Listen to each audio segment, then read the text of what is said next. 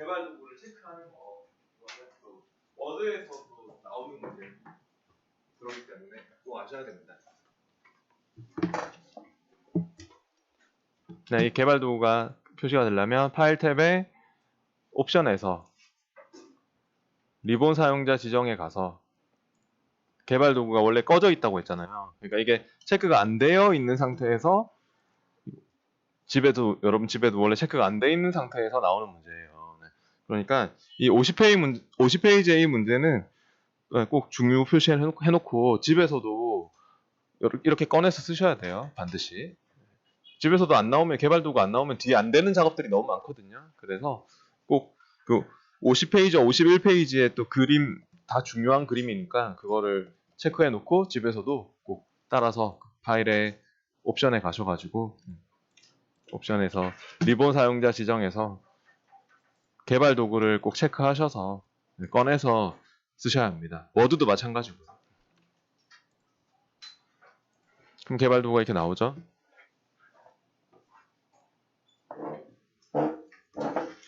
네, 그 다음에 뒤에 넘어가서 52페이지로 가볼게요.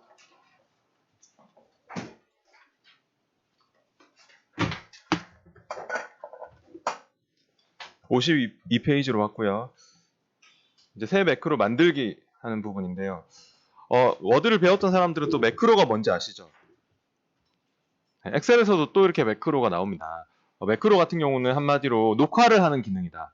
그러니까 우리가 자주 반복하는 작업이 있으면은 그 반복할 작업을 녹화해 두었다가 필요할 때 이제 실행할 수 있도록 해주는 그러한 기능이었는데 이렇게 매크로 기록할 때는 일단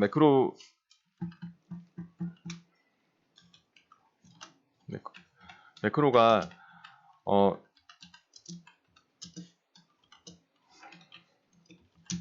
자주 반복하는 작업을 녹화하고 그래서 필요할 때 불러서 사용할 수 있도록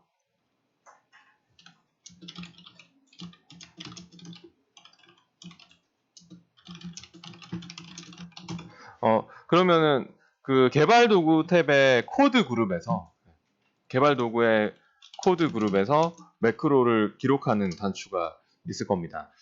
우리 그럼 개발 도구 탭으로 가서 이제 매크로 기록을 한번 해보도록 하겠습니다.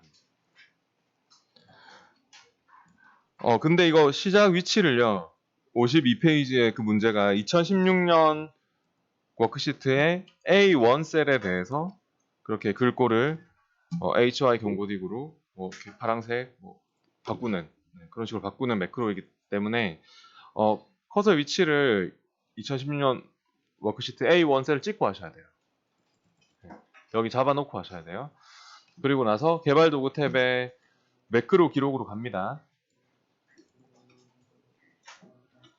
개발 도구의 매크로 기록을 클릭했고 매크로의 이름이 뭐죠? 제목 서식으로 하라고 했죠? 네, 제목 서식입니다. 참고로 매크로 이름은 막 공백 같은 거, 띄어쓰기 같은 거 포함할 수 없습니다. 막 공백 이런 거 막 스페이스바 들어가면은 안 된다고 하거든요. 그래서 뒤에 어떤 문제가 지금 잘못된 문제가 하나 있는데 매크로 이름은 공백을 포함할 수 없어요. 근데 막 공백 들어간 이름 그 잘못된 거예요. 뒤에 어떤 문제에서 딱 붙여서 입력해야 돼요. 뭐 마침표나 뭐 느낌표나 뭐 부등호나 뭐 이런 걸 넣을 수 없어요. 매크로 이름으로 딱 붙여서 입력해야 되고 바로가기 키 우리가 워드 할 때는 바로가기 키를 줬었죠. 뭐 Alt, Ctrl 9번 뭐 이런 바로가기 키 막 주고 이런 게 있었잖아요. 근데 엑셀도 이렇게 뭐 바로가기 키를 줄 수 있거든요. 바로가기 키를 줄 수 있지만 여기서 요구하지 않습니다. 엑셀 시험은 뭐 단축키 같은 거를 뭐 내가 막 여기서 뭐 우리가 컨트롤 W 막 이렇게 막 단축키도 줄 수 있고 Shift 같이 눌러가지고 컨트롤 Shift S 바로가기 키도 줄 수 있거든요. 근데 따로 요구하지 않고요. 바로가기 키를 안 넣어도 되고 저장 위치는 어디 저장하라고 합니까? 문제에서 현재 통화 문서에만 저장합니다. 이런 말 있죠. 현재 문서로. 그러니까 이거는 개인용 매크로 통화 문서 하면은 다른 작업할 때도 다 쓸 수 있는. 그러니까 이 엑셀로 하는 다른 작업에서 다 쓸 수 있는 매크로가 되거든요. 그러니까 개인용 매크로 통합 문서에 할 일이 없어요. 보면은.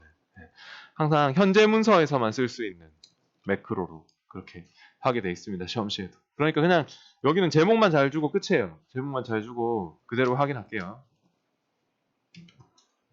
네, 확인 눌린 시점부터는 이제 녹화가 시작되는 겁니다. 네, 녹화가 진행되는 건데 지금부터는 그러면은 쓸데없는 명령을 쓰면 안 돼요. 네, 지금부터 내가 하는 명령들이 다 녹화가 되는 거기 때문에 우리가 글꼴을 바꿀 거죠. HY 경고디 뭐 파랑 크기는 14포인트 그렇게 하려면 어디로 갈까요? 네, 홈 탭에 있죠. 네. 물론 뭐 탭을 클릭하는 건 녹화가 되지 않습니다. 페이지 레이아웃 탭 뭐 이렇게 갔다가 삽입 탭 갔다가 이런 건 녹화되지 않아요.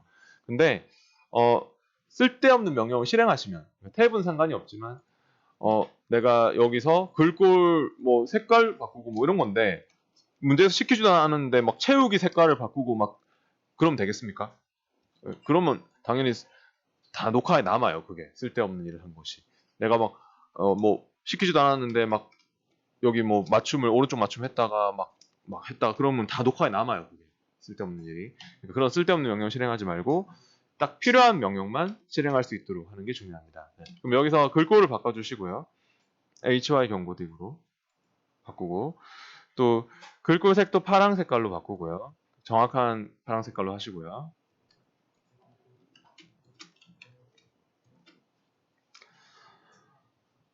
글꼴 크기는 14포인트로 그렇게 해주세요. 파랑 색깔에 14포인트 HY 경고딕 파랑 색깔 14포인트 네, 됐으면 이제 뭐 할까요?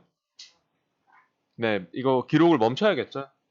네, 계속 녹화 테이프이 돌고 있기 때문에 개발 도구에 기록 중지를 꼭 신경 써주셔야 돼요.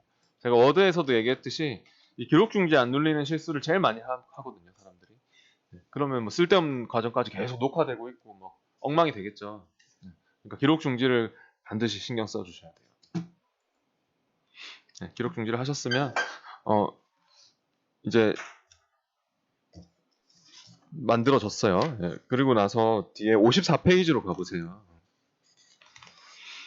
54페이지 와보시면 2017년 워크시트의 B1 셀에 제목 서식 매크로를 적용합니다 라고 했습니다. 네, 방금 우리가 만든 매크로를요 2017년 워크시트 있죠. 네, 그 옆에 시트에 와서 A1 셀에 B1 셀을 찍고 적용을 하랍니다. 그러면 2017년도에 B1에 딱 찍어놓고 방금 매크로 기록으로 만드셨죠. 네, 근데 바로 옆에 매크로라고 있습니까? 네, 개발도구 매크로를 클릭해 보세요. 그럼 우리가 만든 제목 서식 매크로가 있나요? 네, 그거를 그냥 바로 실행을 해주시면 돼요. 네, 실행을 해주시면 적용되죠? 진짜. 네, 딱 찍어놓고 실행하셔야 돼요. 이렇게 매크로에 가서. 그 다음에 55페이지에 이 문제도 중요한 문제입니다. 55페이지에 스킬 4번도 이게 저번에 했던 거예요. 워드에서는. 디지털 서명된 매크로만 사용할 수 있도록 설정을 변경합니다. 이거는 어디서 하는 거죠? 네, 워드를 배웠던 사람들은 꼭 알아야 되는 문제죠. 디지털 서명된 매크로만 쓸 수 있도록 하는 게 뭐였죠? 매크로 보안이었죠. 네, 매크로 보안에서 원래 기본적으로 모든 매크로 사용할 수 없음으로 돼 있거든요. 두 번째 걸로 돼 있거든요. 옵션이 기본 설정이 매크로 보안에서. 근데 지금 앞에 배웠던 사람들이 해놔서 이렇게 디지털 서명된 요걸로 돼 있지 원래 모든 매크로 제외되도록 돼 있어요. 네, 기본 설정은. 그러면은 여러분 집에서도 이걸로 돼 있을 거예요. 네, 근데 디지털 서명 포함된 매크로만 쓸 수 있고 나머지는 사용 안 하도록 세 번째 옵션으로 그렇게 해주시면 되겠어요. 네, 이렇게 해서 확인할게요. 그 다음 56페이지로 넘어가 보겠습니다. 계속 이어서 현재 통합문서를 지역 매출 실적 매크로 사용 통합문서로 저장합니다 라고 했습니다. 그러면은 이거 매크로 사용 통합문서로 저장하라고 하고 있죠. 파일 탭에 다른 이름으로 저장 해가지고 찾아보기로 파일에 다른 이름으로 저장 찾아보기 해가지고 파일 형식을 매크로 사용 통합 문서라고 있죠? 매크로 사용 통합 문서로 하고, 그리고 나서 지역 매출 실적이라고 그렇게 저장하시면 여기 안에는 이제 매크로가 포함돼서 저장될 수 있다. 그러니까 일반 통합 문서에는 매크로가 포함되지 않아요. 우리가 만든 매크로를 포함시켜서 저장을 할 때는 꼭 파일에 다른 이름 저장 찾아보기 해가지고 파일 형식을 매크로 사용 통합 문서로 하고, 파일 이름은 지역 매출 실적 그렇게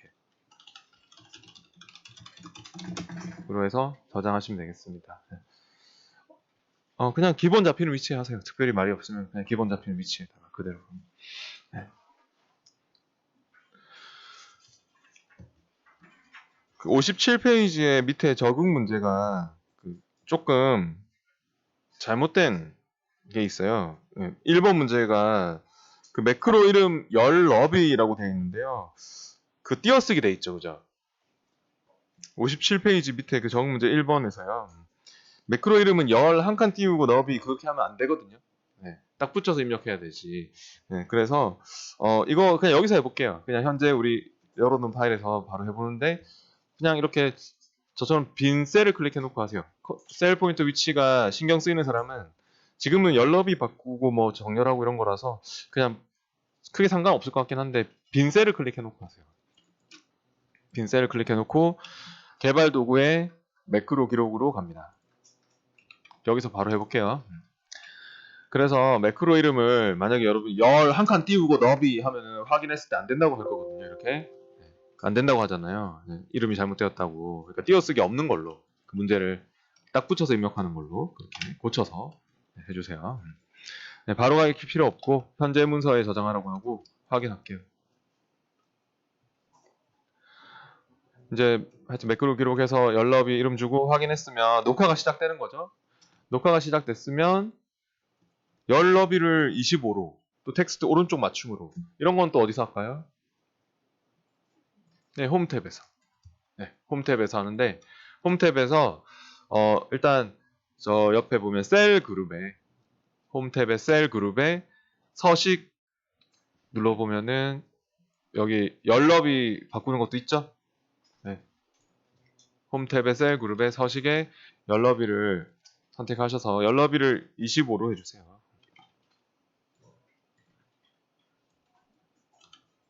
25 입력해서 확인하고, 그리고 또 오른쪽 맞춤하는 것도 이거 맞춤 그룹에서 오른쪽 맞춤 또 눌러주시고요. 그리고 나서 기록을 멈추는 것도 꼭 신경 써야 돼요. 개발 도구에 기록 중지 해가지고요.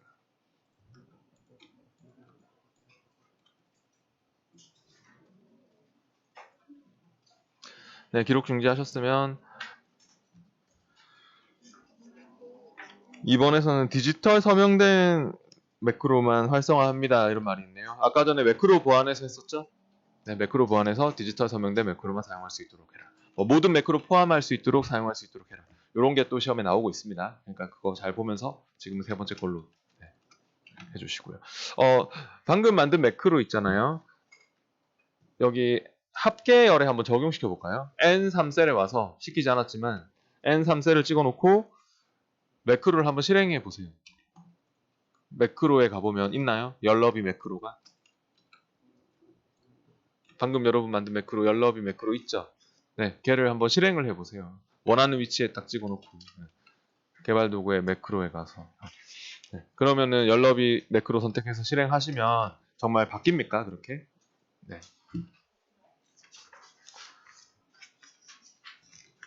그래서 이렇게 계속 쓸 수 있겠죠. 이 열너비 매크로 내가 원하는 위치에 가서 내가 뭐 분명도 열너비 뭐 매크로 주면 이렇게 막 열너비 넓어지고 막 바뀌고 이렇게 되는 거잖아요.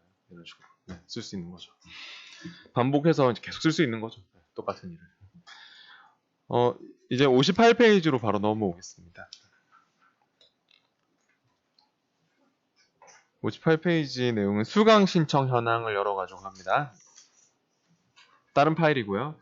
파일에 닫기로 닫고, 파일에 닫기로 닫고, 저장 안 해도 상관없고, 파일에 열기로 찾아보기로 이렇게 열어주세요. 수강 신청 현황 파일을 열어봅니다.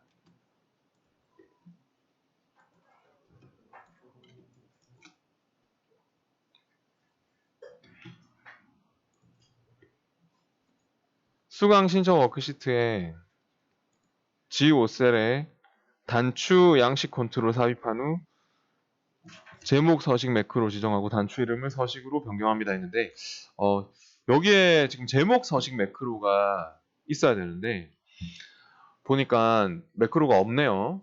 제목 서식 매크로가. 이게 예제 파일이 좀 잘못됐는데 예제 파일에 원래 제목 서식 매크로가 있어야 되거든요. 그래야지 단추에 지정할 수 있는 건데 없어가지고 우리가 그냥 하나 만들어 줍시다. 아까처럼. 네, 간단하게. 아까처럼 뭐 글꼴을 뭐 HY 경고딕 바꾸고 막 파랑 색깔 글꼴로 바꾸고 막 이렇게 한 매크로 한번 만들어 봅시다. 그냥 빈 셀을 클릭해 놓고 개발 도구에 매크로 기록 해가지고 매크로의 이름은 제목 서식으로 해주세요. 네, 현재 통합 문서 그대로 해가지고 확인하고요. 확인했으면은 홈 탭에 글꼴 그룹에 가서 글꼴을 HY 경고딕으로 바꾸고 아까처럼 할게요. 네. 뭐 크기도 뭐 14포인트로 하고 또 뭐 파랑 색깔로 바꾸고 글꼴 색깔도 파랑 색깔로 바꾸고. 근데 여러분 원하시는 대로 해도 돼요. 뭐 빨간색 하고 싶으면 빨간색으로 하든지 뭐 해서 기록 중지는 꼭 눌러주세요. 개발 도구에 기록 중지 해가지고. 그러면 이제 매크로가 만들어졌을 거고 그 다음에 이 매크로를요 단추에 지정을 합니다. 수강 신청 워크시트에 G5셀에다가 명령 단추를 넣어서 단추에다가 그 매크로를 지정을 하라고 하고 있습니다. 개발 도구에 컨트롤 그룹에서 보면 삽입에 가보면 우리가 워드에서도 컨트롤이 있었잖아요. 워드에서도 뭐 그림 컨텐츠 컨트롤, 날짜 선택 컨텐츠 컨트롤 막 이런 거 넣는 거 있었죠. 네. 그 개발 도구에 있었죠, 워드도. 그래서 이 엑셀도 개발 도구의 컨트롤 그룹에는 미리 만들어져 있는 뭐 양식 컨트롤이나 액티브엑스 컨트롤 이런 게 있는데 제일 첫 번째 거 이게 단추, 네, 단추 양식 컨트롤이고 이 단추를 넣을 때 이제 단추를 선택한 다음에 정확하게 넣어야 되거든요. 커서가 이쯤 왔을 때 정확하게 넣으려면 Alt 키를 누른 채로 드래그해서 넣으시면 돼요.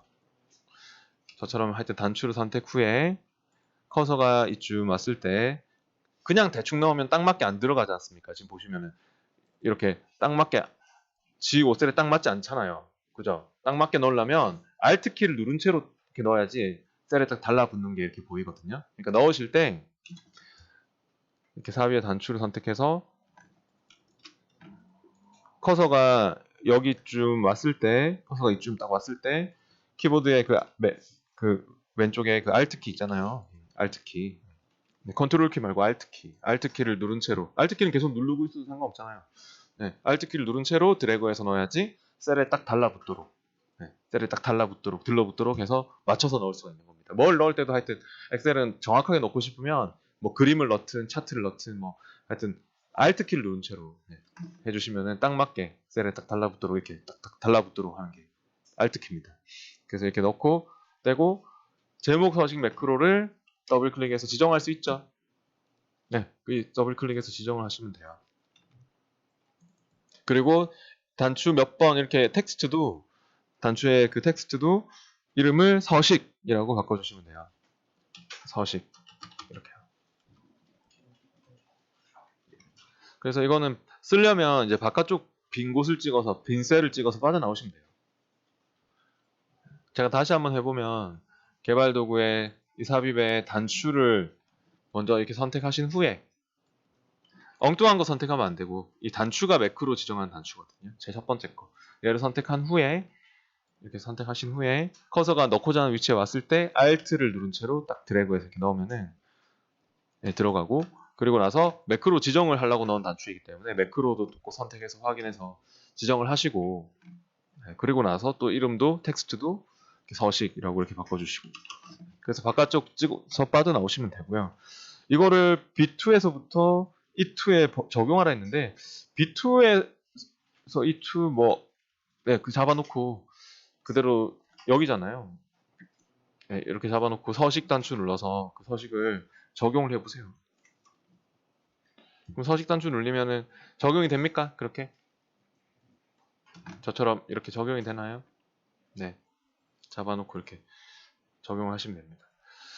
그리고 그 단추 잘못 넣었으면은 그냥 마우스 오른쪽 눌리면 마우스 우클릭 하면은 단추를 다시 매크로 지정도 다시 할 수 있고 마우스 오른쪽 매크로 지정 다시 할 수도 있고 이렇게 더블 클릭 지정할 수도 있고 네, 선택해서 딜리트로 지울 수도 있고 편집 모드로 바뀝니다. 마우스 오른쪽을 누르면 편집 모드로 바뀌고요. 바깥쪽 빈 셀을 찍어서 빠져나가면 실행 모드가 돼서 내가 원하는 위치에 가서 이렇게 클릭해서 실행할 수 있는 거죠. 이렇게. 그 다음 61페이지로 넘어 보겠습니다. 61페이지의 내용이 중요한 내용이네요.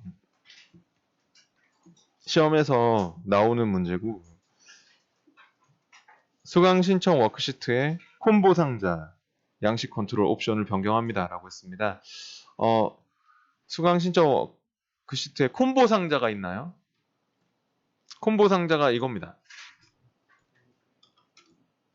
이거 목록 단추가 나오는 상자. 이 상자가 콤보 상자인데 이 콤보 상자에는요 개설 과목 워크시트에 있는 A열의 그 과목명이 여기에 쭉 나왔으면 좋겠다. 그런 말을 하고 있습니다. 목록이 지금 아무것도 안 나오잖아요. 콤보 상자는 이렇게 이제 목록 단추를 넣어서 조회할 수 있는 상자거든요. 근데 개설 과목 워크시트의 A열에 개설 과목의 이 A열에는 이런 과목명들이 있네요. 이런 것들이 여기 수강 신청의 콤보 상자의 목록에 조회가 돼서 나왔으면 좋겠다는 것입니다. 그렇게 하려면 이 콤보 상자를요 마우스 오른쪽 컨트롤 서식으로 가보시면 됩니다. 이것도요 컨트롤이거든요. 그러니까 아까처럼 아까 우리가 이거 했듯이 그 개발 도구 컨트롤 그룹의 삽입에 이 콤보 상자를 넣으면 되는 거예요. 저거 쓰려면 나도 이렇게 뭐 콤보 상자 넣고 싶으면 콤보 상자를 이렇게 선택해가지고 콤보 상자 얘를 이렇게 Alt 키를 누른 채로 딱 넣어서 이렇게 맞출 수도 있겠죠. 이렇게 넣어서 쓸 수도 있는 겁니다. 그러니까 여기에 있는 겁니다. 콤보 상자가. 그러니까 이렇게 Alt 키를 누른 채로 넣으면 또 이렇게 맞춰서 쓸 수 있는 거고 우리도 마음대로. 근데 이미 들어가 있었죠. 그러니까 얘를 마우스 오른쪽 컨트롤 서식으로 이제 뭔가 속성을 편집할 할 건데 어때요? 컨트롤 서식을 눌러보면 아니면 얘를 마우스 오른쪽 딱 찍어놓고 속성 단추 이거 눌러도 똑같은 창이 뜹니다. 근데 이렇게 여기에 그 컨트롤 탭에서 입력 범위가 안 잡혀 있는데 입력 범위를 아까 전에 얘기했듯이 문제에서 나왔듯이 개설 과목 워크시트의 A열에 있는 그 과목명을 잡아라고 하고 있습니다. 그러면 입력 범위 여기 딱 찍어놓고 저처럼 여기를 딱 찍어놓고 개설 과목 워크시트로 갈게요. 개설 과목 워크시트에 A열 A1에서부터 A15까지 이렇게 잡을게요. 개설 과목 워크시트에 A1에서부터 A15를 이렇게 잡고 그리고 나서 또 셀 연결 칸에 내려와서 셀 연결 칸에 찍고 어디에 연결하라고 합니까? 아니 문제에서 어디에 연결하라고 돼 있습니까? 셀 연결은? 네, H3셀에 연결되게 합니다. 이렇게 나왔죠? 네, 입력 범위를 우리가 A열의 과목명으로 쭉 잡은 거고 지금. 네, 그러니까 입력 범위가 지금 개설 과목의 이 과목명을 잡은 거잖아요. 그리고 셀 연결 칸은 H3셀을 찍어야 되거든요. 셀 연결에 와서 H3셀을 딱 찍으려고 하는데 됩니까? 안 되죠. 네, H3이 안 찍히죠. 왜? 왜냐면은 얘가 지금 깔려 있는 셀이기 때문에 뒤에 있는 셀이기 때문에 안 찍히잖아요. 그죠? 그럼 어떻게 하시겠습니까? 뭐 적으면 되죠. 그죠? 그냥 적으세요. 시험에도. 네, H3이라고. 적으시면 돼요. 안 찍히는 셀은 적어주세요. 네, H3이라고. 그리고 이제 확인하면 돼요. 네. 확인하고 나서 한번 확인 이후에 바깥쪽 이거 쓰려면 바깥쪽 빈 셀을 찍어서 빠져나와서 바깥쪽 빈 셀 찍어서 빠져나와서 눌러보세요. 그러면은 이렇게 누르면은 네, 잘 나옵니까? 이렇게 네, 잘 나오고 있는데 네. 네. 하여튼 뭐 모기한테 그러지 마시고 하여튼 여기 이걸 해보세요. 네. 잘 나오고 있는데 왜 H3에 네, 연결했을까? 네. 그게 이제 궁금하죠. 그게 중요한 거거든요. 여기서 제가 잠깐 옮겨 볼게요, 얘를. 따라할 필요는 없는데 이렇게 마우스 오른쪽을 누르면 이제 마우스 오른쪽을 누르면 얘를 잡고 이렇게 옮길 수가 있는데 어, 여기서 IT 특론이 첫 번째 과목이죠. 제가 IT 특론을 선택하니까 H3에 뭐라고 나옵니까? 네, 1번. 인공지능 특론이 2번. 모바일 컨텐츠 3번. 데이터 통신 4번. 네, 연결한 이유가 이 항목의 번호를, 그러니까 이 선택한 항목의 번호를 여기서 쓰도록 연결시켜 놓은 겁니다. 근데 이 번호가 중요한데 나중에 이 번호 우리가 써서 계산하는 문제가 있거든요. 그게 프로젝트에서 이어지는 문제예요, 원래 시험에. 그러니까 이걸 이렇게 연결시키고 입력 범위 잡고 연결시키고 나중에 다른 어떤 함수, 인덱스 함수라고 내일 아마 배울 것 같은데 인덱스 함수를 써가지고 저걸로 뭔가 찾는 그런 문제가 시험에 딱 연달아 나오게 돼 있거든요. 그래서 이거를 왜 연결시켰을까? 여기 연결된 곳에는 뭐가 나오나? 이거를 이해하시는 게 일단 필요합니다. 나중에 쓸 일이 있습니다. 그러니까 제가 지금 이렇게 보여드리고 있듯이 데이터 통신을 선택하면 4번이 나오고 있죠? 만약에 영상 미디어와 사회 선택하면 5번이 나오겠죠? 첫 번째 IT 특론이 1번이 나오고. 그래서 그 번호가 나온다는 것을 일단은 알아두세요. 그게 연결시킨 이유입니다. 계속 이어서 이제 62페이지의 그 적응 문제는 보니까 1번 문제가 중요한 문제거든요. 근데 1번 문제는 콤보 상자를 삽입하라고 했네요. 그러니까 이거는 콤보 상자 없나 봐요. 그러면 아까 전에 이 개발 도구의 그 삽입의 콤보 상자 양식 컨트롤도 바로 이거거든요. 단추 바로 옆에 있죠. 얘를 선택해가지고 만약에 뭐 H5에다 삽입해라라고 했으면은 정확하게 넣어야 돼요. 아까 정확하게 넣을 때는 Alt 키를 누른 채로 딱 넣는 거 아시죠? 그러니까 콤보 상자도 이렇게 넣을 때 그 위치에 가서 Alt 키를 누른 채로 딱 드래그해서 이렇게 넣고 마우스 오른쪽 컨트롤 서식 가가지고 입력 범위 다른 시트에 있는 뭐 다른 시트의 어떤 과목명 이렇게 잡고 또 연결 칸을 또 찍고 연결 칸에는 뭐 H5 셀 깔려 있는 셀 연결하라고 할 거니까 H5 뭐 이렇게 적어주고 그렇게 할 수 있겠죠? 네. 집에서 해보십시오. 계속 이어서 이제 63페이지로 넘어가 보겠습니다.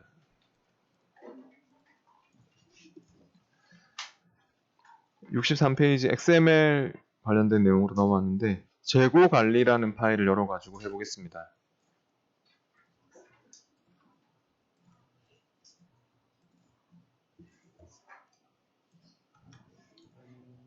챕터 2의 재고 관리를 열어보시고요. XML 같은 경우는 원래 엑셀하고 관련이 없는 그냥 다른 언어입니다. 이게 이런 언어가 있거든요. 여기 뭐 그 63페이지에도 보면은 뭐 웹페이지 구성할 수 있는 프로그래밍 언어로서 뭐 홈페이지 구축이나 뭐 데이터 처리하는데 막 사용할 수 있는 그런 언어다 뭐 이런 말이 적혀 있어요. 웹상에서 뭔가 필요한 언어인데 근데 이런 우리 HTML 이런 거 들어보셨을 거예요. 웹페이지 만들 때 사용하는 그런 언어처럼 얘도 그렇게 웹상에서 막 데이터를 처리하고 막 할 때 사용하는 언어인데 그런 언어로 만들어진 파일, 데이터를 엑셀로 불러다가 편집해서 내보내고 그런 일을 할 수도 있거든요. 그래서 굉장히 특별한 작업이죠. 이런 게. 그래서 이런 작업을 할 때도 개발 도구에서 합니다. 개발 도구 탭에서 XML 그룹이 따로 있죠. 이렇게 보면. 그러니까 하여튼 뭐 복잡하게 생각할 필요 없고 XML은 그냥 다른 언어로 만들어진 엑셀 파일이 아니고 그러니까 다른 언어로 만들어진 그냥 다른 종류의 파일이 되는 건데 그거를 우리가 또 엑셀로 불러들여서 뭐 막 가져와서 막 내보내고 막 편집하고 내보내고 이런 일을 할 수 있다는 건데요. 그런 작업을 할 때는 여기 개발 도구의 XML 그룹에서 일단 원본이라고 하는 이런 창이 있죠. 지금 현재 문제에서도 재고 관리 XSD 파일에 XML 맵을 이용해서 통합문서에 매핑합니다. 이런 말이 나왔는데 XML 원본을 클릭해 볼게요. 이제 원본을 클릭하니까 여기 XML 원본 작업창이 떴습니까? 이렇게. 네. 여기서 XML 맵 단추를 눌러서 그 XML에서 사용하는 막 요소들을 저장하고 있는 파일이거든요. 그러니까 엑셀하고는 진짜 전혀 관계없는 그런 다른 파일에 있는 요소들을 우리가 불러오려고 하는 거예요. 재고 관리 XSD를 그 재고 관리 XSD가 하여튼 그런 XML에 쓰이는 그런 구조나 이제 막 기본 요소들을 막 저장하고 있는 파일이라고 보면 돼요. 뭐 이해를 못해도 상관없어요. 일단 XML 맵을 클릭해서 이게 다 생소한 말이기 때문에 네, 이런 뭐 XML 관련 공부를 안 했으면 당연히 뭐 처음 들어보는 거죠. 이런 거는 네. XML 맵 눌러서 그 재고 관리 XSD를 추가해서 찾아올 거예요. 네, 추가해가지고 필요한 파일이 우리 모스 2016 폴더에 엑셀 예제 폴더에 여기가 챕터 2였죠.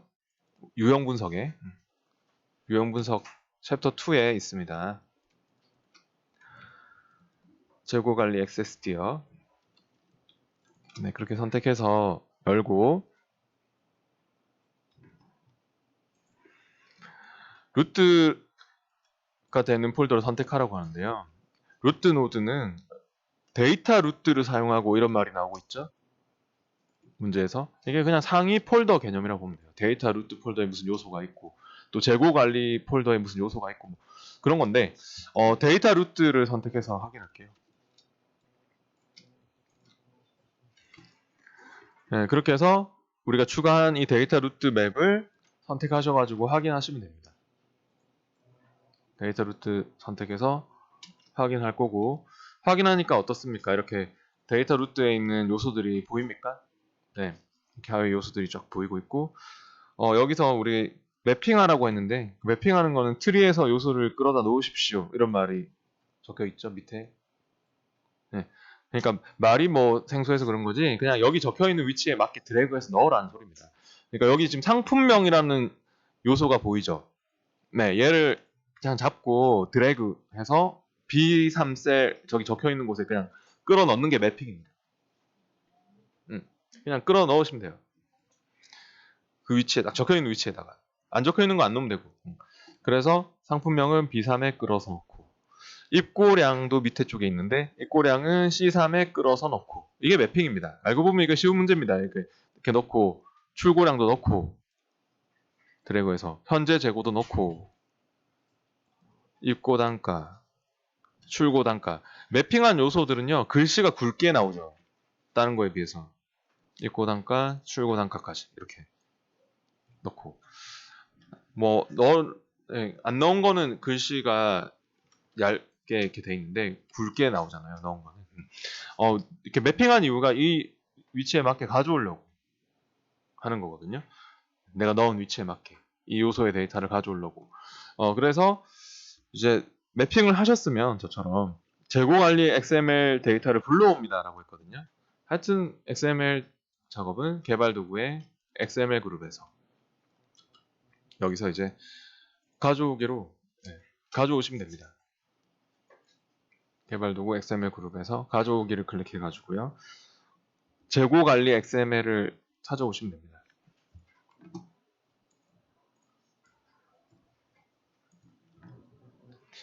네, 그 가져오기에서 지금 챕터 2에 있는 재고 관리를 그렇게 선택해서 불러오니까 어떻습니까? 원래 이런 언어로 막 이런 이상한 XML 언어로 만들어져 있는 이런 데이터인데요. 이거를 우리가 지금 매핑한 위치에 불러들이니까 그 요소에 맞게 데이터가 나타나죠? 그죠? 네, 하여튼 이렇게 가져오기로 그 재고 관리 XML을 불렀고 그러면 매핑 안 한 건 안 나오잖아요. 매핑한 위치에 딱 맞게 지금 나왔잖아요. 그 다음 뒤에 67페이지로 와보세요.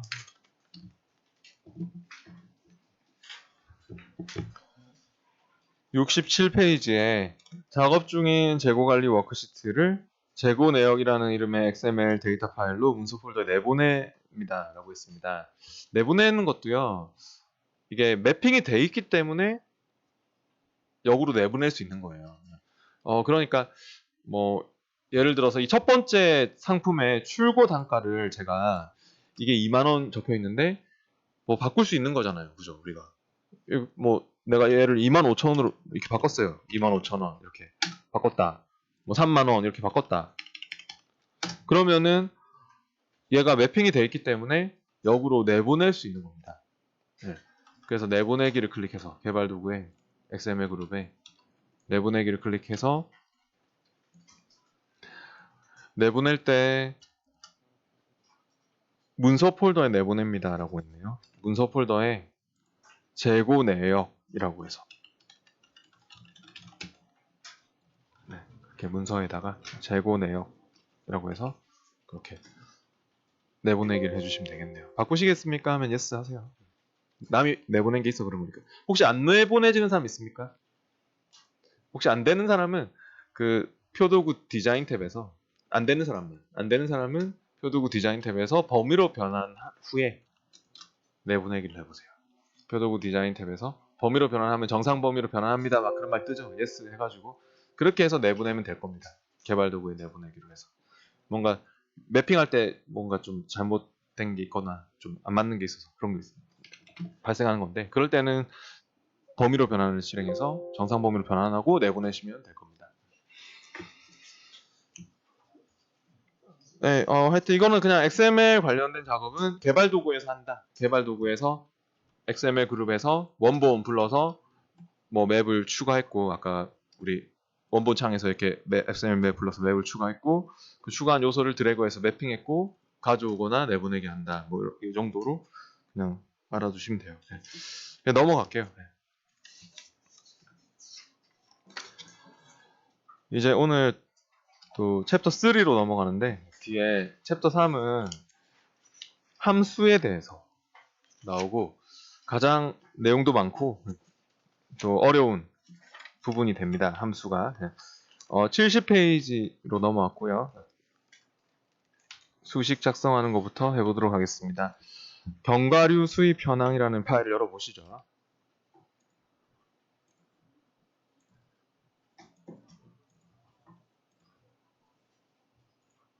유형 분석의 챕터 3에 견과류 수입 현황이라는 파일을 열어봅니다.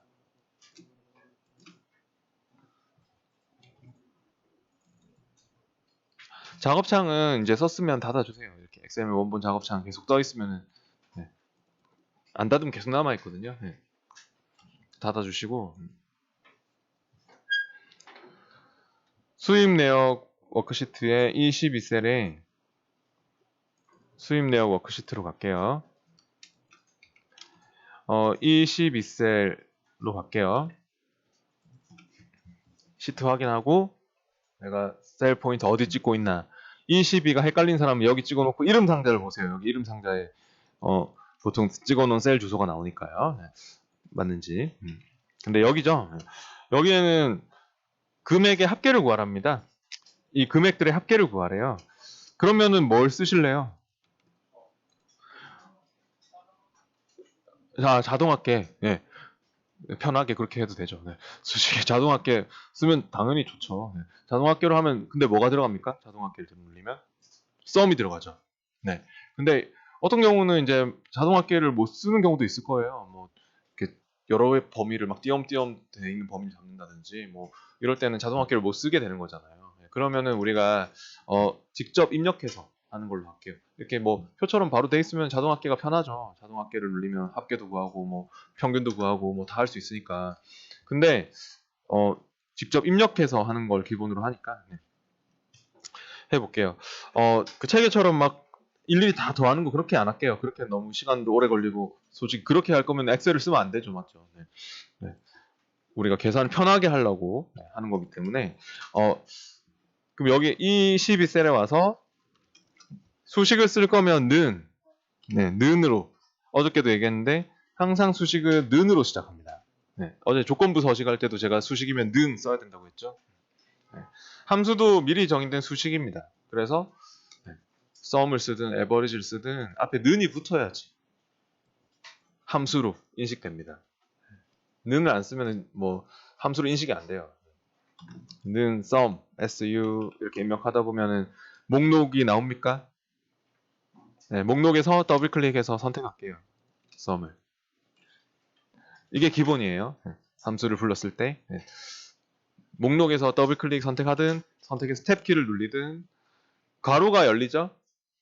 네, 괄호가 열렸을 때 함수로 인식된 겁니다. 모든 함수는 이렇게 괄호가 따라 붙어야 된다 이렇게 생각하셔도 좋습니다. 어저께 now 함수 써봤죠, 그죠?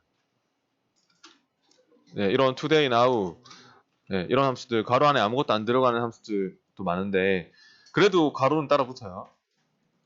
네, 그래서 이렇게 괄호가 열렸을 때 함수로 인식된 거다. 네, 그렇게 보셔야 돼요. 그러니까 저처럼 는 su 이렇게 입력하다가 썸을 더블 클릭 선택을 하시고 괄호가 열리면 이제 함수로 인식된 거니까 괄호 안에 인수 인수는 썸이나 에버리지, 뭐 맥스 이런 기본 함수들은 범위를 쭉 잡으시면 돼요.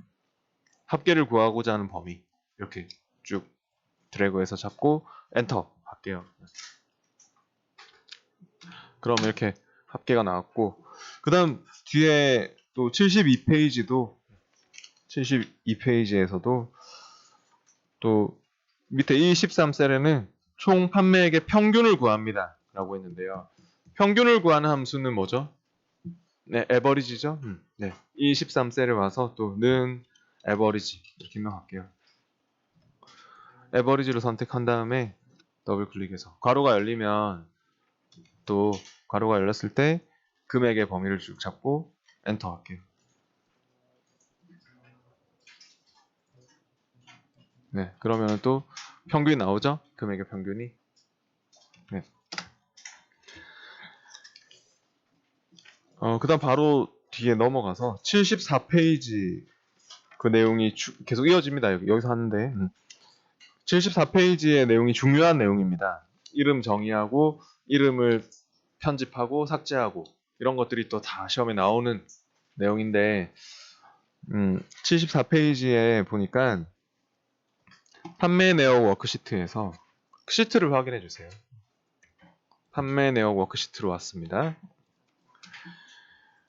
F4셀을 할인율이라는 이름으로 지정하고 해당 범위를 통합 문서로 설정합니다. 라고 했습니다. F4셀이 10% 적혀 있는 여기죠.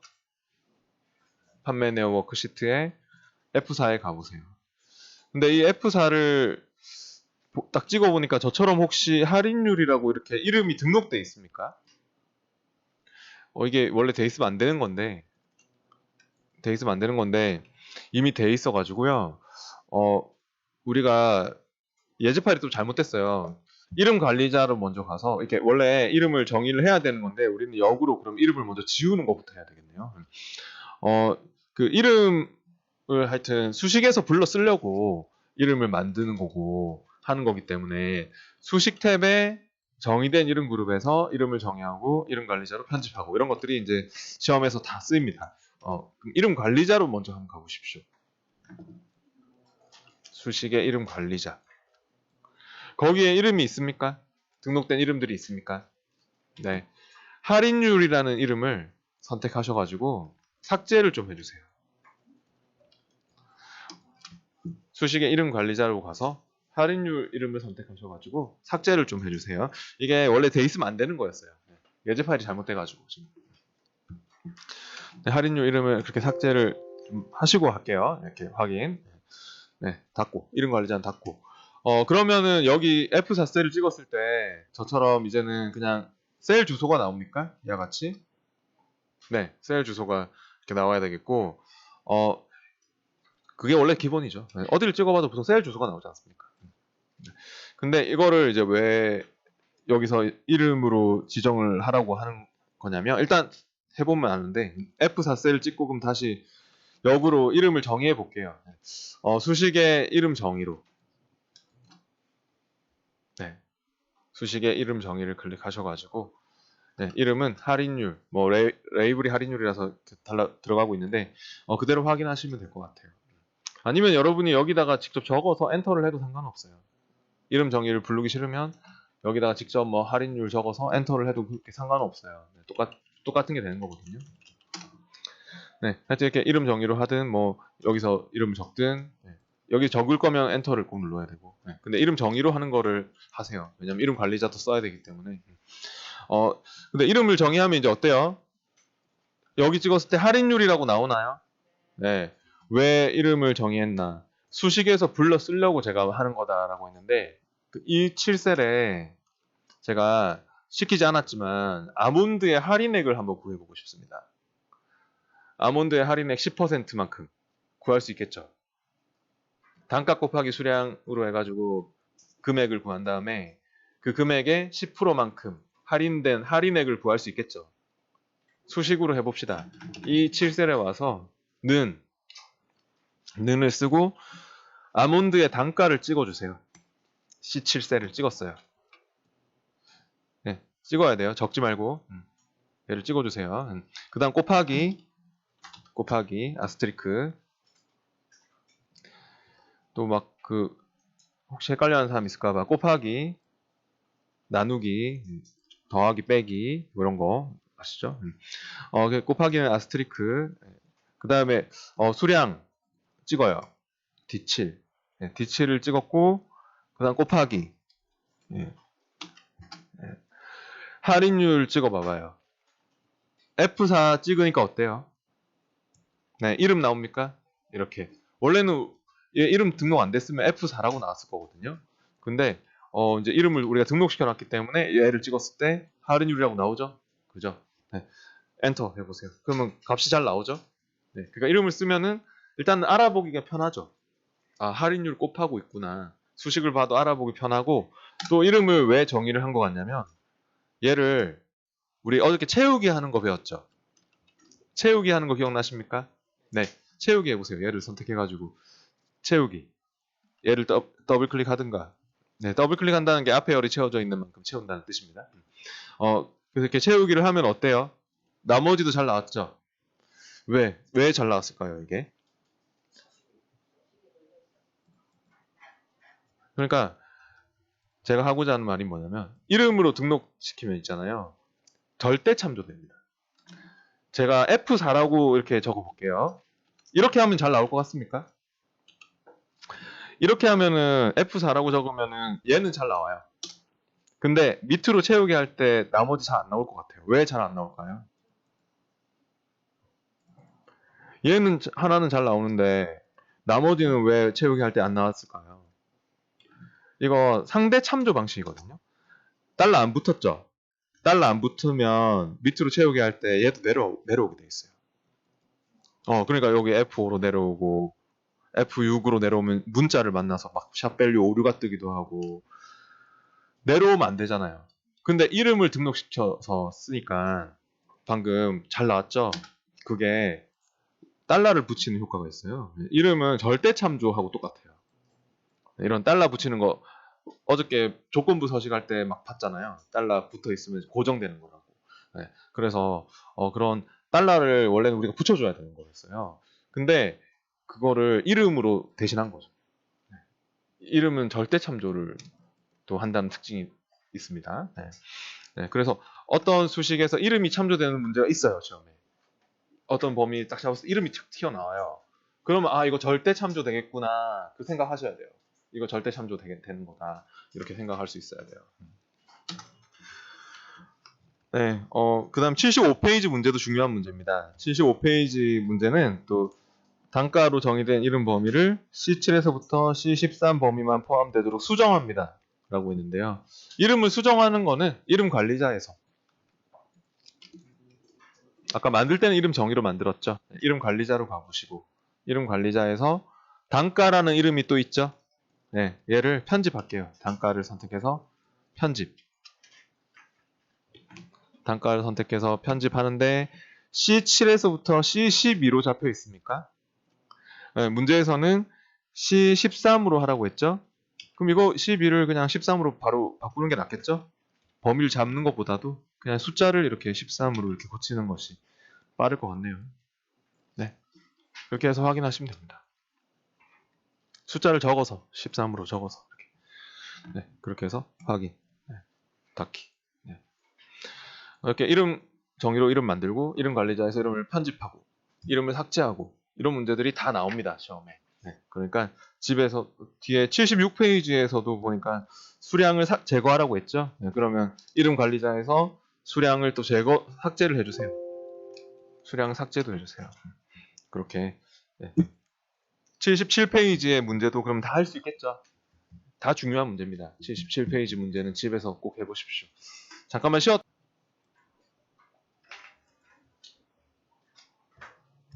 챕터 3에 선물 세트 판매 현황.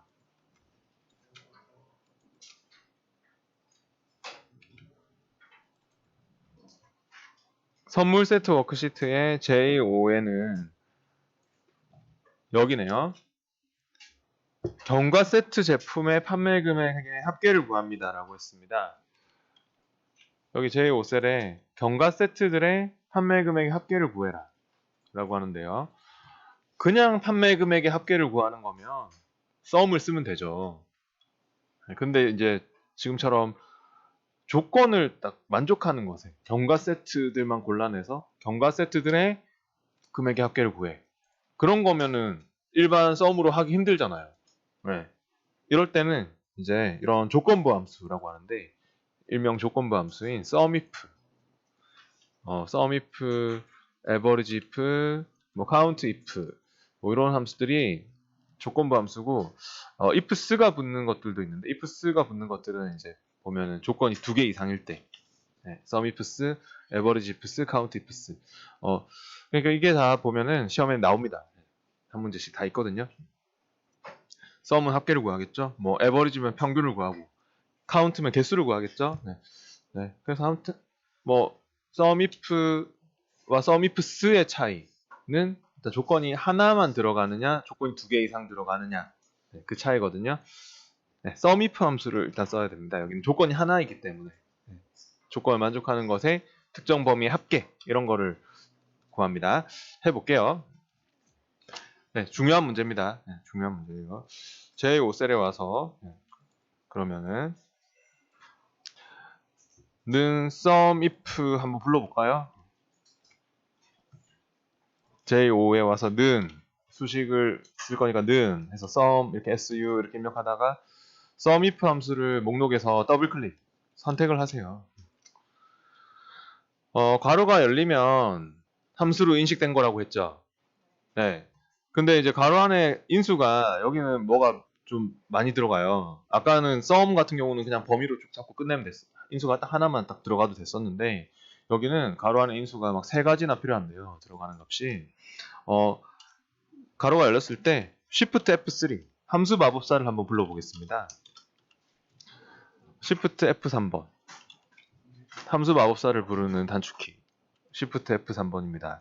네, 아니면은 이렇게 FX 단추 요거 눌러 주시거나 요거 눌러 주시거나. 네, 근데 단축키를 쓰면은 빠르죠. 네, 뭐 FX 단추 요거 눌러도 됩니다. 근데 저처럼 가로가 열렸을 때 하세요.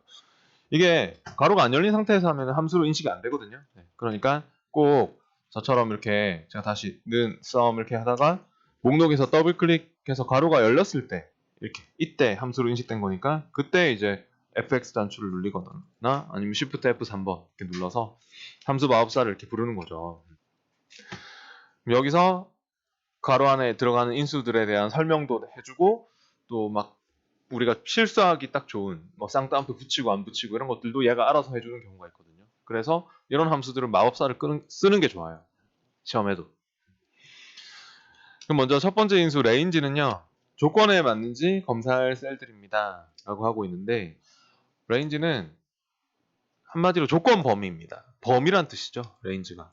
범위. 범위는 조건 검사할 범위인데 어디를 잡으시겠습니까? 조건을 검사할 범위. 예, C5에서부터 지금 제품명의 범위. 그러니까 저처럼 C5에서부터 C25까지. 어저께 제가 첫 번째 셀을 찍고 컨트롤 시프트를 누른 채로 아래쪽 방향키. 예. 제가 첫 번째 셀을 딱 찍고 컨트롤 시프트를 누른 채로 아래쪽 방향키를 딱 누르면 한 번에 잡을 수도 있다 이런 거 한 적 있죠. 물론 뭐 그냥 무식하게 잡아도 됩니다. C5에서부터 25까지 쭉 드래그해서 잡아도 상관없습니다. 네. 근데 범위가 굉장히 넓은 경우도 있어요. 시험에서. 네, 그러면은 쭉 무식하게 잡아도 되겠지만은 네, 드래그해서 이렇게 네. 그다음 크라이테리아 조건입니다. 조건을 지정하는 곳입니다. 숫자나 식도는 텍스트로 조건을 적는 곳입니다. 네. 경과 세트인 거 찾을 거죠? 여기서 경과 세트 물론 옆에 적혀 있기 때문에 얘를 그냥 선택을 하는 게 원래는 더 편하지만 원래는 이걸 찍어주는 게 지금은 맞지만 어 시험에는 아마 이렇게 막 적혀 있는 게 없을 거예요. 옆에 시험 문제에서 그 옆에 막 조건 예시 뭐 이런 게 적혀 있는 게 없을 거예요. 그러면 여러분이 적어야 될 거예요. 그 적는 걸로 할게요. 원래 지금 찍어주는 게 편하지만 경과 세트라고 적을 때 오탈러면 안 되겠죠. 여기 경과 세트인데 뭐 혼자서 뭐 결과 세트로 적고 이상한 말을 적으면 안 되는 거잖아요. 네. 그리고 여기 앞뒤로 이제 밑에 딱 찍어 보시면 아시겠지만 밑에 내려가 보시면 아시겠지만 쌍따옴표 붙죠, 그죠? 네. 수식에 사용되는 텍스트는 는으로 시작하는 수식에 쓰이는 문자 텍스트는 쌍따옴표가 필수입니다. 그래서 쌍따옴표가 필요한데요. 우리가 이렇게 원래 붙여줘야 되는 겁니다. 하지만 실수를 해도 내가 빠뜨려 먹어도 자동으로 붙여주죠. 마법사를 안 쓰시면 여러분이 붙여야 됩니다. 실제로. 그 다음 sum range 마지막 합을 구할 실제 셀들입니다. sum으로 뭐의 합계를 구할 겁니까? 앞에 있는 sum 함수로 합을 구할 실제 셀들이랍니다. 결과적으로 뭐의 합계? 네, 판매 금액의 합계를 구할 거니까 금액의 범위 잡아야겠죠. 네, 레인지가 붙는 것들은 항상 범위입니다. 범위. 레인지 붙는 거는 조건 범위, 뭐 계산 범위 이렇게 되는 거니까. sum range는 금액의 범위. 저처럼 F5에서부터 F25까지 이렇게 잡을게요. F5에서부터 F25 범위를 이렇게 잡고 그리고 나서 확인해 보세요. 그러면은 경과 세트들의 금액의 합계가 396만 원 이렇게 나왔습니까? 네, 이게 조건이고 밑에 sum range는 계산 범위 이렇게 잡은 거죠. 그 다음 넘어갈게요. 뒤에 81페이지로 와보시고요.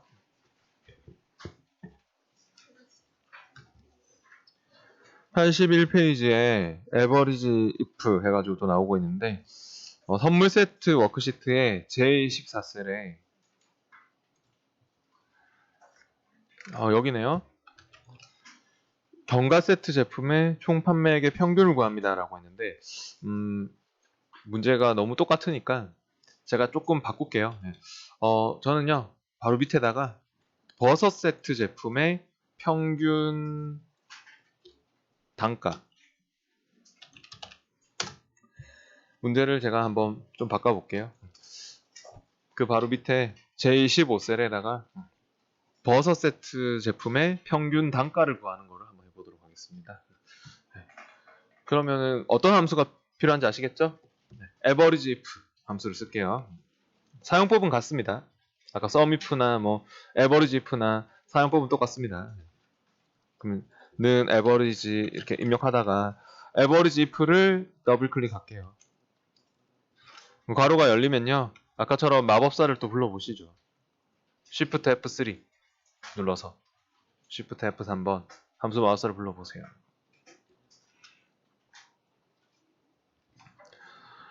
레인지는 어디를 잡을까요?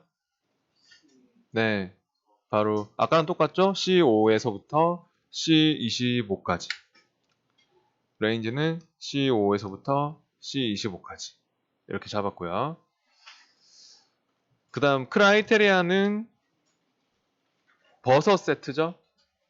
네, 버섯 세트라고 물론 옆에 있어서 찍어줘도 되겠지만 시험에는 없어서 그냥 적는 걸로 버섯 세트 네, 이렇게 레인지 크라이테리아 네, 이렇게 저처럼 아까는 똑같잖아요 지금 네 물론 이제 버섯 세트로 바뀌었지만 그 다음 에버리지 레인지 계산 범위 앞에 에버리지로 계산을 할 범위 어디를 잡으시겠습니까? 네, 평균 단가를 구하는 걸로 바꿨죠? 제가 문제를. 그래서 앞에 에버리지로 계산을 할 범위는 단가의 범위를 잡겠습니다. D5에서부터 D25까지. 이렇게. D5에서 D25까지. 에버리지 레인지. 이렇게요. 그래서 이게 하여튼 조건, 계산 범위. 이렇게 해서 확인해 보세요. 그러면 25,000원 나왔습니까? 네. 계속 이어서 83페이지로 또 넘어갈게요.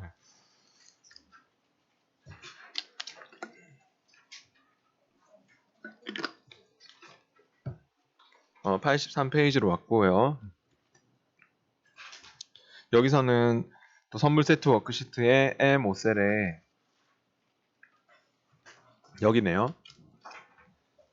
네. 그러면 여기다가 경과 세트 제품 중 수량이 20보다 큰 제품의 판매 금액의 합계를 구하랍니다. 조건이 두 개죠. 제품명이 경과 세트냐 하는 게 조건 1이 되는 거고, 조건 2가 또 수량이 20보다 크냐 하는 거에 되는 거겠죠. 그러니까 이런 조건을 1, 2 만족하는 것에 뭐 합계를 구해. 이렇게 나왔기 때문에 이거 같은 경우는 sum if로 안 되고 sum ifs 함수가 필요합니다. 네. sum ifs. 그러니까 s가 붙는 거죠. 아까 전에는 range, criteria, sum range 이렇게 했는데 이제는 순서가 바뀌어요. ifs 붙는 함수는요. s가 붙으면은 계산 범위가 맨 앞에 오고, 그리고 이제 조건 1의 범위 조건 1, 조건 2의 범위 조건 2 순서가 이렇게 바뀝니다. 왜 그렇게 되냐면 조건이 100개 이상도 들어갈 수 있거든요. ifs 함수는 앞에 조건을 적으면은 뒤에 계산 범위를 못 적는 거예요. 너무 조건이 계속 들어갈 수 있으니까. 그래서 계산 범위를 맨 먼저 써놓고 조건을 마음껏 쓸 수 있도록 뒤에다가 이제 조건을 이렇게 적기로. 그러니까 순서가 바뀐다고 보시면 됩니다. 해볼게요. 여기서 M5셀에 와서 는 sum 이렇게 입력하다가 sum ifs 함수를 목록에서 더블 클릭. 괄호가 열렸을 때 Shift F3 눌러가지고 함수 마법사를 불러보시면 됩니다. 네, 그렇게 해서 이제 마법사를 불렀고 sum range. sum range는 어디를 잡아야 될까요? 결과적으로 sum으로 뭐의 합계를 구할 겁니까? 금액이죠, 금액. 네, 그죠? 이거는 조건이었잖아요. 이거는 조건이었잖아요. 네, 그래서 금액의 합계를 구하려고 하는 거죠. 그러니까 금액 범위 F5에서부터 F25. F5에서 F25를 잡았고 크라이테리아 레인지 1 조건 1의 범위. 첫 번째 조건이 제품명이 경과 세트이고 했으니까 레인지 붙는 건 무조건 범위예요. 그러면 제품명의 범위 C5에서부터 C25 C5에서부터 C25를 잡았고 크라이테리아 1 경과 세트 경과 세트라고 그렇게 또 적고 조건의 기준 그 다음 크라이테리아 레인지 2 두 번째 조건 범위 두 번째 조건은 수량이 20보다 크니 하는 걸 물어봐야 되죠. 그러면 수량의 범위를 또 E5에서부터 E25 범위를 쭉 잡고 조건 2의 범위 또 크라이테리아 2에는 20보다 크니 이렇게 가야 돼서 어저께 크다 작다 초과 미만 이런 거는 는이 붙지 않는다. 그런 거 기억나세요? 이상 이하 이런 건 는이 붙지만 네, 크다 20 이렇게 적어야 돼요. 어제 제가 비교 연산자에 대해서 이런 거 설명했었죠? 네. 크다 20 이렇게 초가 크다 는이 붙지 않습니다. 그리고 제가 왜 마법사를 꼭 쓰는 게 좋다라고 했냐면요. 지금 밑에 내려가 보세요. 이거 눌러가지고 이거 눌러서 밑으로 내려가면은 어때요? 조건 3도 나올 수 있고 그죠? 근데 쌍따옴표 붙죠? 쌍따옴표 여기에 쌍따옴표 붙는 거는 일반적인 상황이 아니거든요. 텍스트일 때 쌍따옴표 붙는 거는 당연한 거예요. 수식에 사용되는 문자는 쌍따옴표를 항상 붙여야 되거든요. 다른 함수에서도. 근데 이런 경우에 쌍따옴표 붙는 거는 굉장히 특별한 경우거든요. 이거 비교연산자 썼는데 쌍따옴표 붙인다는 거는 얘네들만 그러거든요. sum if, average if, count if. 그래서 우리가 일반적으로 잘 생각을 못 하기 때문에 이거는 마법사를 꼭 쓰는 게 좋습니다. 그러면 지가 알아서 붙여주죠. 우리가 이렇게 빠뜨려 먹어도. 네, 그러니까 마법사를 꼭 쓰세요. 이거는. 네, 잘하는 사람도. 조건 1의 범위, 조건 1, 조건 2의 범위, 조건 2. 네, 확인. 그렇게 해서 확인해 보시면은 120만 원 나왔습니까? 네. 그 다음 계속해서 또 넘어가서 87페이지로 또 와보시고요.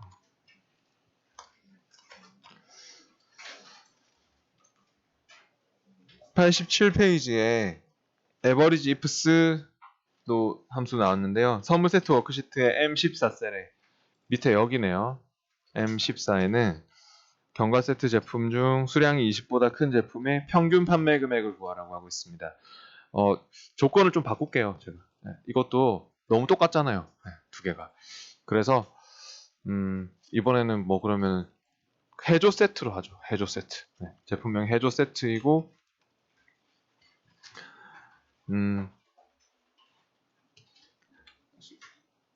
수량이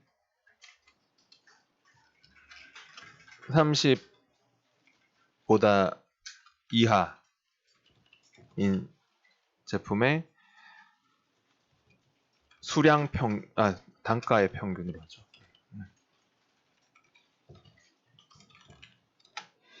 제가 문제를 좀 바꿔봤습니다. 제품명이 해조 세트이고 수량이 30보다 이하인 제품의 단가의 평균을 구해라. 네, 그러면은 조건이 두 개니까 average ifs 함수를 써야 되겠죠? 네, 해볼게요. 는 average에서 average ifs 함수를 더블 클릭 선택한 다음에 함수 마법사를 불러볼게요.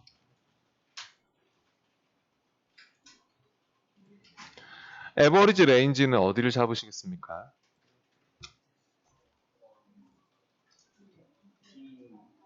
네, 단가의 범위를 잡아야 되겠죠? D5에서부터 D25까지요. 계산 범위라고 했죠, 이게? 에버리지 레인지가. 네, 단가의 평균을 구하려고 하는 거 아닙니까, 결과적으로? 제가 문제를 고쳤습니다. 에버리지 레인지를 D5에서부터 D25까지 이렇게 잡을게요. 계산 범위입니다. 네. 그 다음에 크라이테리아 레인지 1, 조건 1의 범위. 첫 번째 조건이 제품명이 해조 세트냐 하는 거죠? 그러면은 제품명의 범위를 잡겠습니다. C5에서부터 C25까지 이렇게요. 제품명의 범위를 잡고 그리고 크라이테리아 1은 해조 세트라고 적을게요. 조건 1의 범위, 조건 1. 그 다음 크라이테리아 레인지 2. 두 번째 조건 범위는 수량의 범위. 네, 수량의 범위를 잡겠습니다. E5에서부터 E25까지 이렇게 잡고 네. 그리고 30보다 이하니 라고 해야 되기 때문에 또 작거나 같니 30 이렇게 가야 되겠네요. 조건 2의 범위 조건 2 이렇게요.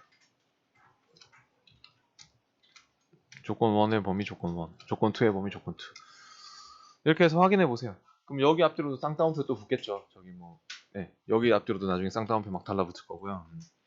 원래 우리가 붙여야 되는 겁니다. 확인해 보세요. 결과적으로 잘 나옵니까?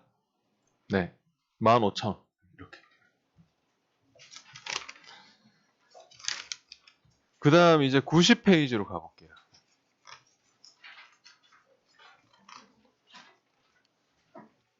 (90페이지는) 또 선물 세트 워크시트의 J21셀에 제품명이 버섯 세트인 제품의 개수를 구합니다 라고 했습니다. 네, 그러면은 이제 조건을 만족하는 것의 개수를 구하는 거거든요. 바로 count if 함수를 쓸 겁니다. 네, 근데 아까 전에 SUMIF나 average if하고 좀 다른 부분이 하나 있는데 계산 범위가 없습니다. count if는 그냥 조건 범위, range와 조건, criteria만 적으면 끝납니다. 따로 아까처럼 계산 범위를 안 잡아도 돼요. 왜냐하면은 계산 범위가 곧 조건 범위가 되거든요. 이 조건 범위 안에서 개수가 바로 나오게 되어 있습니다. 몇 개인지. 그래서 계산 범위를 따로 안 잡아도 되고요. 그럼 이거 count if 함수를 써가지고 작성을 한번 해볼게요. 네, 문제에서 얘기하는 대로 J21셀에 와서 는 count if를 목록에서 더블 클릭. 함수 마법사도 불러봅니다.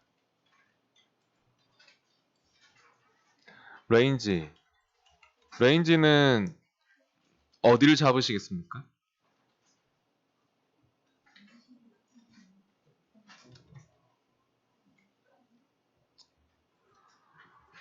네, range는 어디를 잡을까요? 네, 제품명 C5에서부터 C25까지 잡아야겠죠? 조건이 제품명이 버섯 세트냐 하는 거죠. 네, 그러니까 range는 C5에서부터 C25까지. 그 다음 크라이테리아는 버섯 세트. 그렇게 적어줄게요. 아까 말씀드렸다시피 이게 카운트 레인지 이런 게 필요 없어요. 그냥 여기서 개수가 바로 나오는 거예요. 네, 여기서 바로 개수가 알려지는 거죠. 여기서. 네. 그러니까 여기가 그 계산 범위가 되는 거죠. 여기가. 네, 확인해 보세요. 네. 쌍따옴표가 붙으면서 계산이 나오게 될 겁니다. 7개가 있습니까? 네. 그 다음 뒤에 또 92페이지로 왔고요. 선물 세트 워크시트에서 M21셀에 경과 세트 제품 중 판매 수량이 20보다 큰 제품의 개수를 구합니다. 라고 했습니다. 조건이 두 개죠. 경과 세트냐, 또 수량이 20보다 크냐, 그런 조건 1, 2를 만족하는 것의 개수는 몇 개일까? 그러면 뭐가 필요하겠습니까? 네, count ifs 함수가 필요하고 얘도 조건 1의 범위 조건 1, 조건 2의 범위 조건 2 이렇게. 네. 그럼 똑같이 해볼게요. M21셀에 와서 는 count ifs를 목록에서 더블 클릭. 함수 마법사도 불러봅니다. 크라이테리아 레인지 1 조건 1의 범위는 제품명의 범위를 C5에서부터 C25까지 이렇게 잡을게요. 그 다음 크라이테리아 1 네, 경과 세트. 다음 크라이테리아 레인지 2 두 번째 조건 범위는 수량의 범위를 잡아야겠죠? 네, 수량의 범위 E5에서부터 E25까지.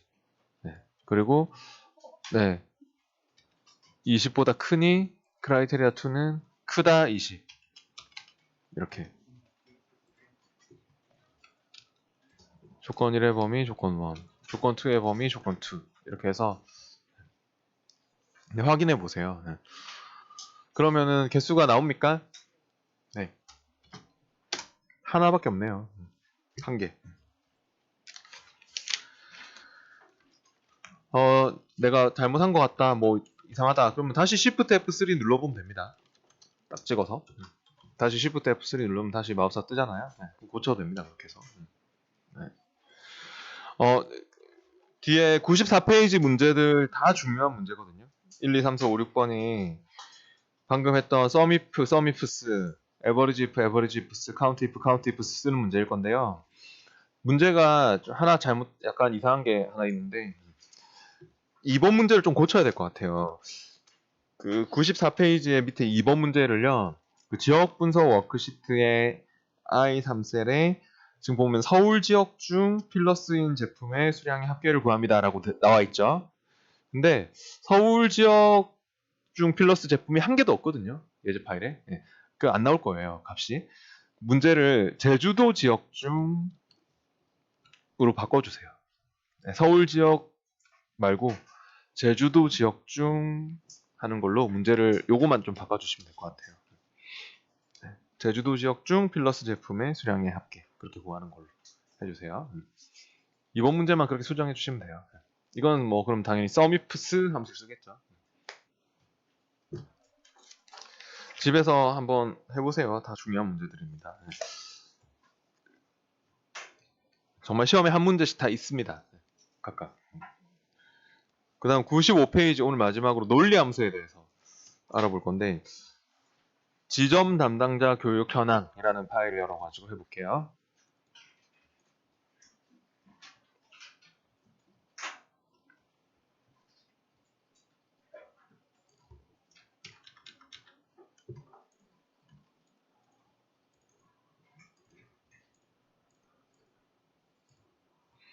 지점 담당자 교육 현황이라는 파일을 열어보시고 논리 함수 같은 경우는 참이나 거짓으로 뭔가 판별하는 그런 일을 합니다. 특히 뭐 이렇게 true, false로 이렇게 나오는 일을 하는 게 그 논리 검사를 한다 뭐 이런 표현을 쓰는데 참이나 거짓, true, false로 이렇게 판별하는 일을 해서 처리하는 함수들 if, and, or 뭐 이런 함수들이 있는데요. 이것도 다 중요한 함수들이고요. 시험에서 다 쓰이는데 먼저 if 함수에 대해서 알아봅니다. if 함수는 조건을 만족할 때 어떻게 하고 그렇지 않으면 어떻게 해라 하는 경우는 if 함수를 쓰는 문제예요.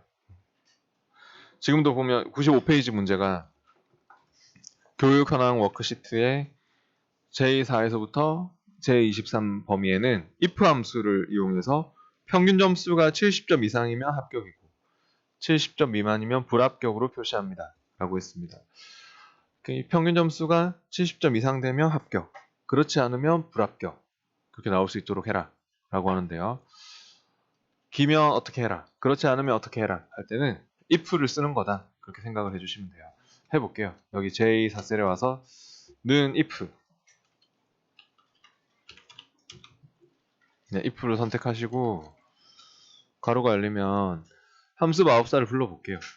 Shift F3 눌러가지고 함수 마법사를 또 부르고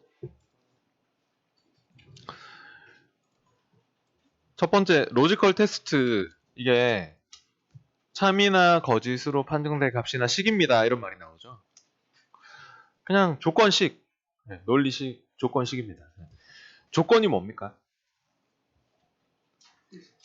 평균 점수가 70점 이상이면 하는 게 조건이죠. 그럼 그걸 물어보면 돼요. 당연히 이 자리는 첫 번째 이 사람 합격했는지 뭐 못했는지 홍서준 씨 합격 여부를 구하는 거잖아요. 이 자리가. 그럼 당연히 홍서준이의 평균 점수에 대해서 물어봐야 돼요. 홍서준이의 평균 점수 I4를 찍고 이 I4가 크거나 같니? 70 이렇게요.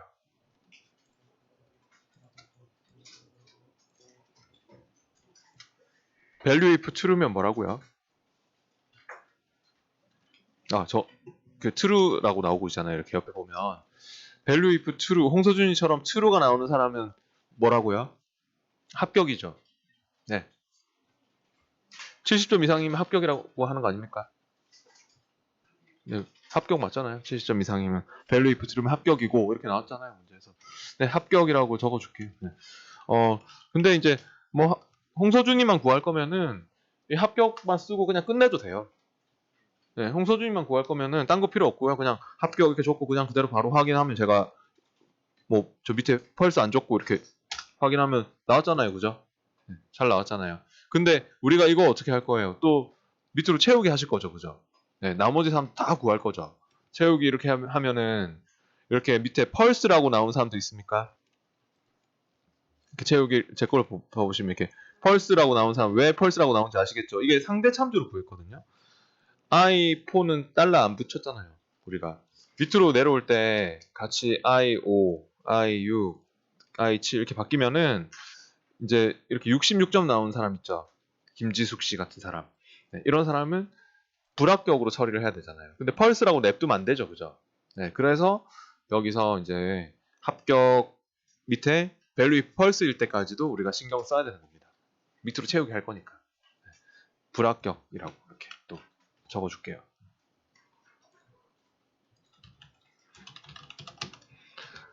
이렇게 해서 확인하고 이제 밑으로 쭉 채우기도 해보세요. 합격이나 불합격 앞뒤로 쌍따옴표 붙어야겠죠? 수식에 사용된 텍스트는 항상 쌍따옴표가 필수입니다.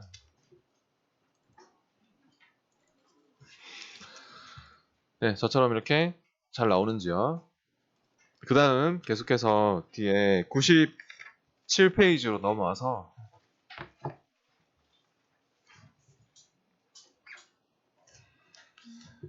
97페이지에서는 엔드 함수 해가지고 나오고 있는데 교육 현황 워크시트의 K4에서부터 K23 셀 범위에 엔드 함수를 이용해서 모든 과목이 70점 이상이면 true를 표시하고 70점 미만이 하나라도 있으면 false를 표시합니다. 라고 했습니다.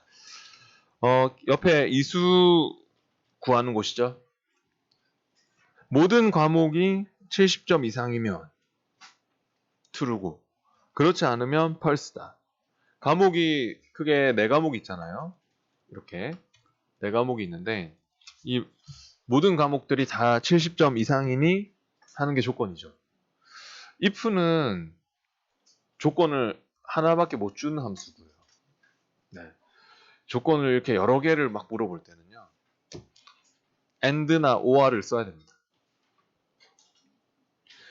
근데 지금처럼 모든 과목이 다 70점 이상이니 다 모두 퍼펙트하게 다 만족했니?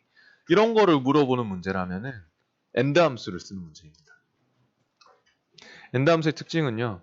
괄호 안의 조건을 뭐 255개까지도 적을 수 있는데 이게 괄호 안에 막 조건 1, 조건 2, 조건 3 막 여러 개 막 계속 적어가지고 그 모든 조건이 다 만족했을 때 참이 되는 함수예요.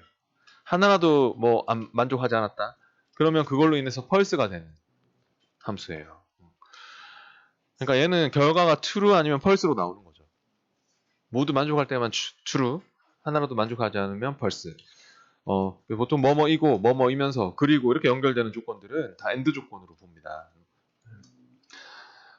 지금도 하여튼 모든 과목이 다 만족했니? 70점 이상이니? 이렇게 물어봐야 돼서요.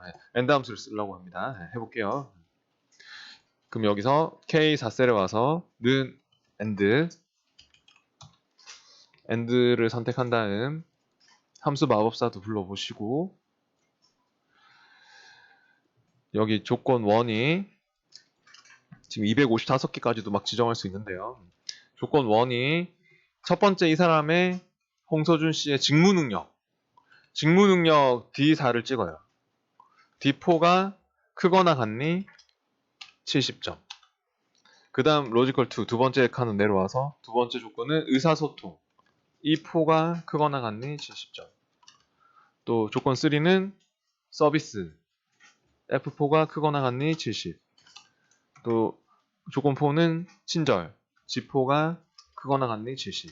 이렇게 적고 어때요? 홍서준 씨는 다 만족했죠? 네, 그래서 true가 나오고 있습니다만 만약에 이 중에서 하나라도 만족하지 않은 게 있다면 이렇게 하나라도 false가 뜨는 게 있다면 그걸로 인해서 false로 바뀌어버리는 함수가 end 함수예요. 네. 그러니까 end 함수는 이렇게 모두 다 true가 나와야지 true가 되는 함수다. 그렇게 보셔야 돼요. 네, 확인해 보시고 밑으로 채우기도 해봅니다. 확인 이후에 채우기를 해보시면은 어때요? 그렇게 펄스 뜨는 사람들도 있죠? 네. 박진희 씨는 왜 펄스입니까? 친절 점수에서 걸렸네요. 그죠? 네. 그래가지고. 네. 그 다음, 뒤에 99페이지로 가볼게요.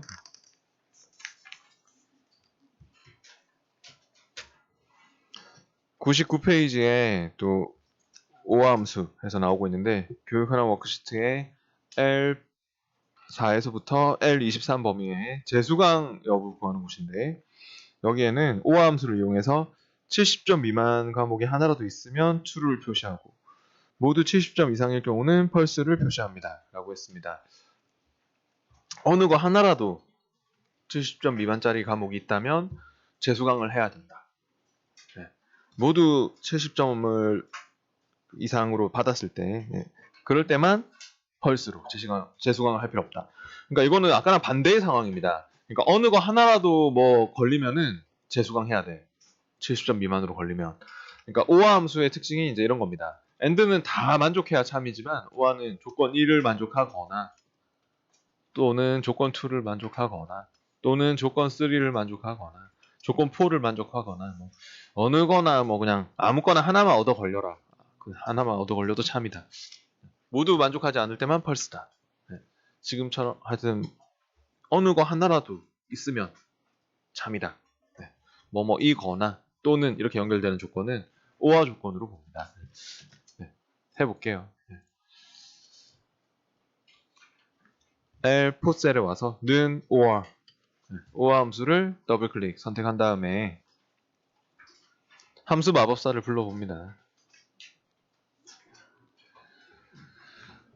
네, 조건 1은 이 사람의 첫 번째 이 홍서준 씨의 직무 능력이 70점 미만이니 짱니 70 이렇게 가야겠죠?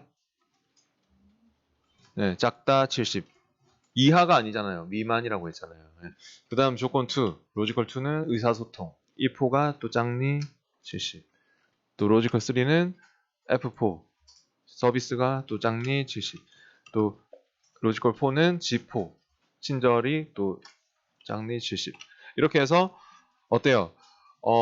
다 펄스일 때 이렇게 펄스가 돼요. 얘는 만약에 어느 거 하나라도 true면 이렇게 어느 거 하나라도 true가 튀어나왔다면 그걸로 인해서 true로 바뀌는 함수입니다. 아무거나 하나만 얻어 걸려도 true인 함수입니다. 이게.